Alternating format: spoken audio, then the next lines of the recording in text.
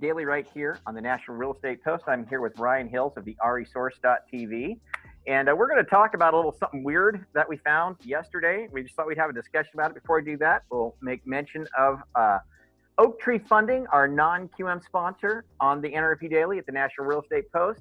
They have got a lot of great stuff. They are back in the swing of things. They'll go as high as 85 LTV. Et cetera, et cetera. Good stuff. If you are having any trouble with the deal, click the Oak Tree Funding banner you see on the screen right below. Just scroll down, you'll see it there, click there. An account executive will get a hold of you and walk you through your deal. So with that, speaking of non-QM and QM. Good timing with that message, Frank. Right? So how you doing, Ryan? Doing great, man. Thanks for having me on. Oh, my pleasure. Thank you for doing it. And that was kind of short notice. Like, I got to talk to somebody about this, because this is just not making sense to me. And you were the lucky guy that said, okay, let's talk about it. But I'm going to share my screen real quick with everybody, because I just want everybody to understand the process that I kind of went through here to get to where we are, this morning. So I'm on my site, the National Real Estate Post. I go here every day to find news stories because it's all brought in here. And I see this one. CFPB to eliminate DTI requirement from qualified mortgage. I thought, well, that's interesting. So of course, I click it, and it goes to, here, let's just click it. It goes to the Housing Wire story, right? Yep. About what's going on. And basically it's saying that, okay, CFPB has been hearing from a lot of people, and well, first of all, let's just back up. Of course, to be a qualified mortgage, you can't exceed a debt to income ratio of 43. There were some problems with that. So a patch was put into place, right? Yep. That would allow you to exceed the 43 and still be considered qualified mortgage. So you could sell it off to Fannie Freddie, all that kind of stuff. That patch is coming due January of 2021. So it's not that far away where that would be getting dropped. And so there's been a lot of clamor from several industry agencies and associations saying, hey, let's just get rid of this DTI requirement from the qualified mortgage, right? So you're already letting us do that with the patch. So why not just let it go, right? I mean, instead of having it in there and having to deal with this patch.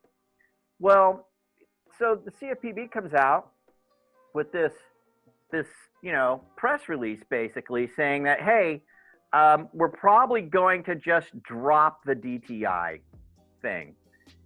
But instead, what we're going to do is we're going to say, what we will do, and I'll just read this. The Bureau is proposing a price-based approach because it preliminary concludes that a loan's price, I get this, as measured by comparing a loan's annual percentage rate to the average prime offer rate for a comparable transaction, is a strong indicator and a more holistic and flexible measure of a consumer's ability to repay than DTI alone. Okay, so I'm going, what, right? And so then I dug a little deeper, Ryan, just so you know, and I found the old Comparo thing here, right? So what you do is you go, okay, yeah, it's originated, it's not a reverse, fixed, and let's say I locked it in today, and my APR is 3.875, right, on the deal I'm giving to the client. So I push calculate, and it says, okay, well, you're 0.685 higher than the average prime offer rate. Okay. Okay, exactly. Okay, all right. And then? Yeah. So how does this correlate to DTI and ability to repay? I don't know, man. You're swinging loans, dude. You're in there. You're in the trenches. Yes. You got your teams working. You deal with this kind of stuff every day. What do you think about this? It's a head scratcher for sure, because I don't know how. I feel like one was the ability to repay, and we can all agree, like, let's make sure people can pay back the loan that we give them. We learned that lesson back in 05, 06, 07, right? Great. But now we've switched the conversation to, comparing APRs, which many would argue is kind of an outdated metric in general, but now we're going to compare APR. So I don't know how we confuse the two. Now, first, I'm not a QM patch expert. And this is exactly why we have the NBA and the Brokers Association. Thank God for them, because they've been fighting this for a while. But I am certainly not that guy. I'm always looking at IGTV and Facebook and ways to like further our marketing. So QM patch expert, I am not. But from what I understand, you know, we needed to fix the QM patch. It was expiring, I think, January 2021. Right. We needed to do something. I pulled up the letter that the NBA and several others wrote back in September of last year. And they said, hey, we got to fix this thing. Because originally, if you're over 43, it couldn't be a GSE loan. That was the patch, from my understanding, that fixed that. Now that patch is expiring. Right. So somehow, to your point, we switched that to an APR compare thing. I really liked the idea that they came up with, and actually I'll give you guys credit. You guys came up with this idea years ago. I don't know how long ago, but you guys were talking about debt to income ratio in general. And I remember you and Brian getting really passionate about how kind of, in some cases it works, in others it doesn't. And you guys gave an example of a guy making $100,000 a month. 50% debt to income ratio, we would all say is really, really high, right? And you guys made the case, well, in this guy's case, he's got 50 grand left over. So that 50, you know, do you remember this conversation? Yeah, all the time we had it for a long time, yeah.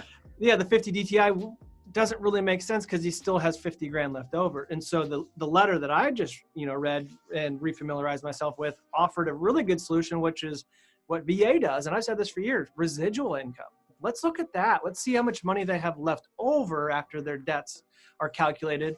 And that's not necessarily a DTI thing. It's more of how much money do they have left over. And coincidentally enough, VA are very low defaulting mortgages. I don't know if the two go hand in hand, but it's a head scratcher for sure. I haven't read anything that the NBA and others proposed this as a fix. They definitely were loud about, hey, we need to get it fixed, but I haven't seen anything about the APR compare thing. So I'm perplexed, but maybe there's more to the story. I just don't know. That's, you know, I always default to that too. It's like, hey man, I have never been mistaken for the smartest guy in the room, ever.